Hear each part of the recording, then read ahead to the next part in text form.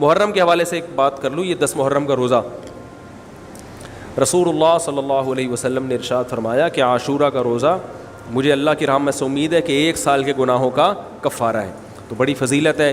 رمضان کے بعد سب سے زیادہ فضیلت عاشورہ کے روزے کی ہے, 10 محرم کا روزہ. سمجھ رہے ہیں محرم میں ہمیں شریعت نے کیا کرنے کا حکم دیا ہے, اسلام کیا کہتا ہے؟ پہلی بات, اسلام یہ کہتا ہے کہ محرم میں روزے رکھنا دوسرے مہینوں کی نسبت زیادہ ثواب ہے. رمضان کے بعد تو زیادہ سے زیادہ روزے رکھیں, اور اسپیشلی 10 محرم کا روزہ 1 سال کے گناہوں کا کفارہ ہے, یہ اور زیادہ ثواب ہے. پورے محرم نہیں رکھے جاتے تو کیا کرنا ہے, 10 محرم کا رکھنا ہے. حدیث میں آتا ہے کہ آپ نے حکم دیا 2 روزے ملا کے رکھو, کیونکہ یہودی جو تھے وہ 1 روزہ رکھتے تھے, صحیح ہے نا. تو یہودیوں سے مشابہت سے بچنے کے لیے ہمیں حکم دیا کہ اس کے ساتھ ایک اور روزہ ملائیں.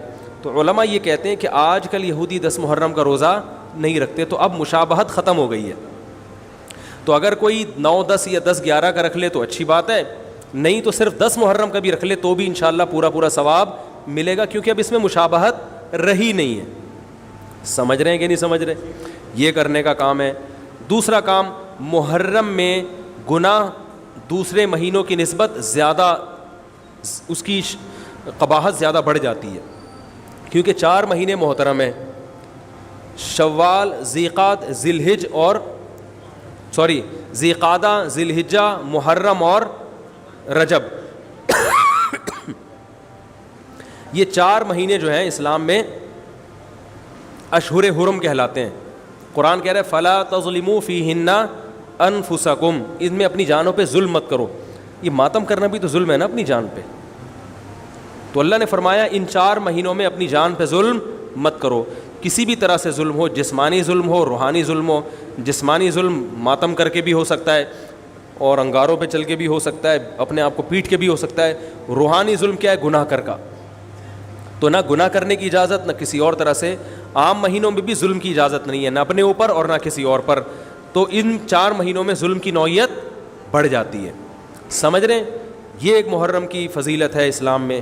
اور تیسری فضیلت جو محرم کی, جو بعض روایات سے ثابت ہے, یعنی جو فضیلت تو نہیں کہیں گے اس کو, جو محرم میں کرنے کا کام ہے, وہ بعض حدیث میں آتا ہے کہ آپ صلی اللہ علیہ وسلم نے ارشاد فرمایا کہ عاشورہ کے دن اپنے اہل و عیال پر دسترخوان کو وسعت دو, اس سے رزق میں برکت ہوتی ہے.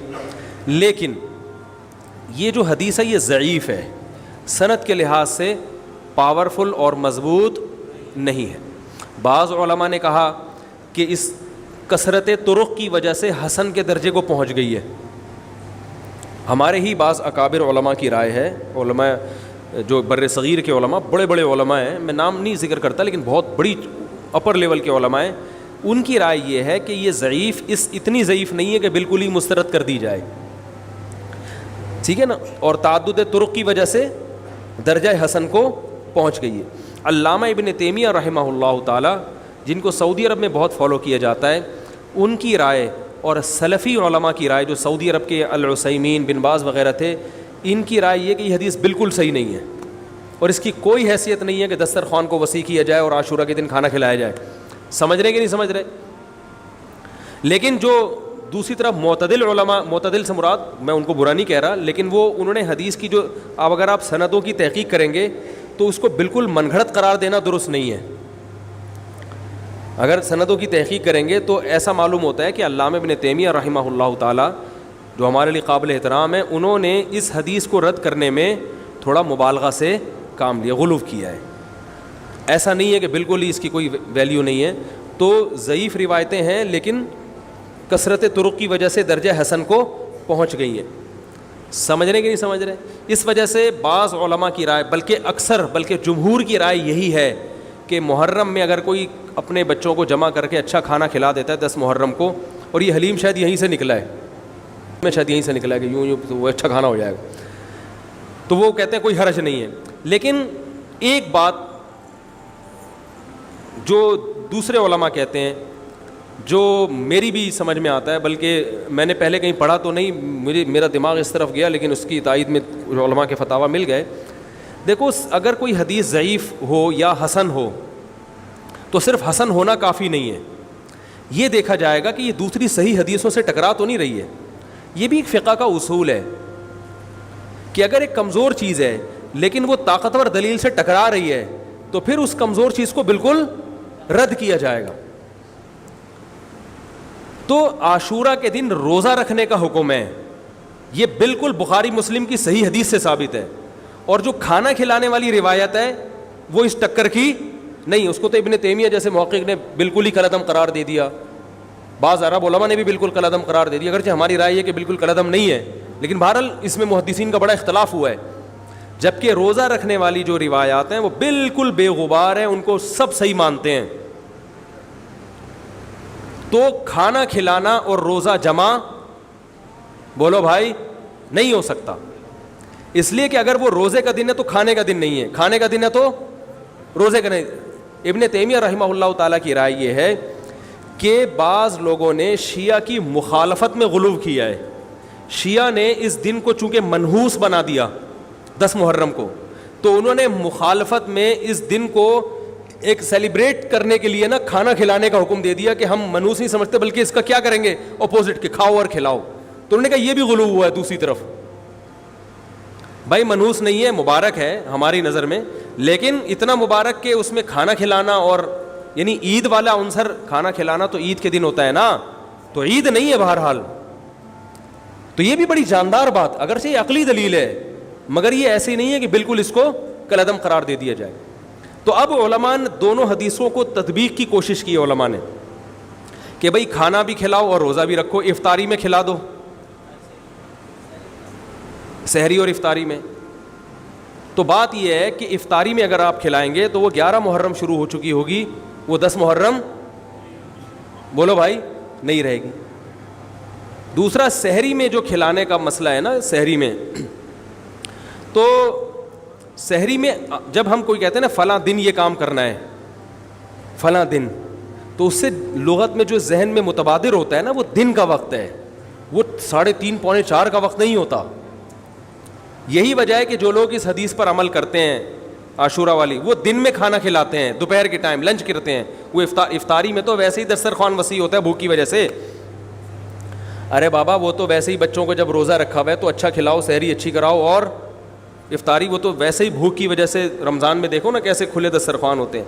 تو میں نے بڑی کوشش کی دونوں حدیثوں کو جمع کریں، لیکن تکلف کے بغیر یہ ممکن نہیں ہے. تو فقہ کا ایک اصول ہے کہ جب کوئی بے غبار صحیح حدیث ہوتی ہے اور اس سے ایک اصول ثابت ہو رہا ہے تو اس کے مقابلے میں اگر کمزور روایت آئے گی جو اس سے ٹکرا رہی ہوگی تو اس کمزور روایت کو، اگرچہ وہ موضوع من گھڑت نہیں ہے، لیکن اس کمزور کو اس صحیح حدیث کی مخالفت کی وجہ سے بولو بھائی رد کر دیا جائے. اس لیے میرا نالائق کا موقف یہ ہے، میں بہت نالائق ہوں، میں اتنی بڑی بڑی باتیں کرتا نہیں ہوں، لیکن ساڑی عقلچ یہ چیز آندھی نہیں ہے کہ بھائی جو روزے کا دن ہے وہ بھوکے پیاسے رہنے کا دن ہے، وہ کھانے کھلانے کا نہیں ہے. افطاری میں تو ویسے ہی کھاؤ بھی کھلاؤ بھی. تو اور اس کا نقصان یہ بھی ہوتا ہے کہ لوگوں نے اس کھانا کھلانے کے چکر میں روزے چھوڑ دیے ہیں. سمجھ رہے ہیں؟ جب حلیم پکے گا تو کون روزہ رکھے گا بھائی؟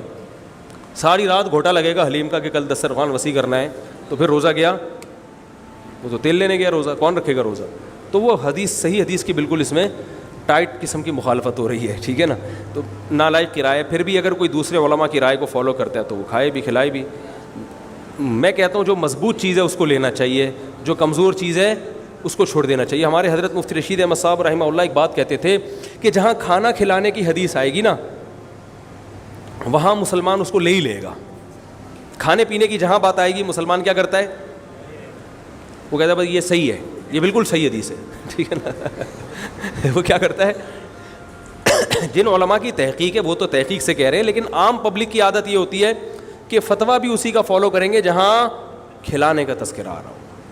تو اب ہمارے کہتے ہیں جہاں کھانا کھلانے کی بات آئی مسلمان کہتا ہے بس یہ بالکل صحیح بخاری کی طرز پر ہی، بخاری کی شرط پر ہی حدیث. تو بھائی بھوکا رہنا عبادت ہے، بھوکا رہنا سنت ہے.